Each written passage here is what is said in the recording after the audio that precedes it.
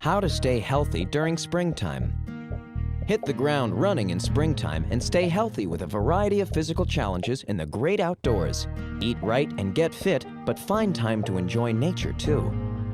You will need good athletic shoes, a bicycle, a swimsuit, hiking boots, and a kayak.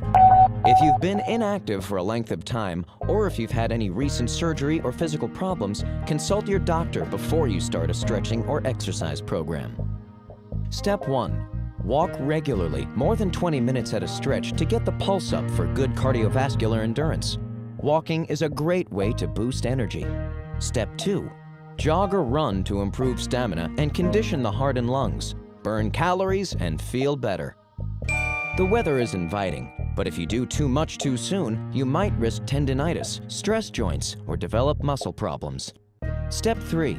Bicycle around the neighborhood, in parks, on bike paths, or along trails. If possible, commute to work on the bike. Step 4. Eat fresh, organic, leafy greens, veggies, and fruits in season. Give your body good, non-toxic fuel.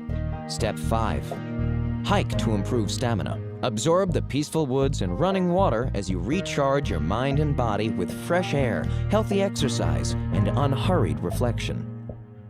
Backpack if you're adventurous, but be aware of and prepared for animals, snakes, and bees.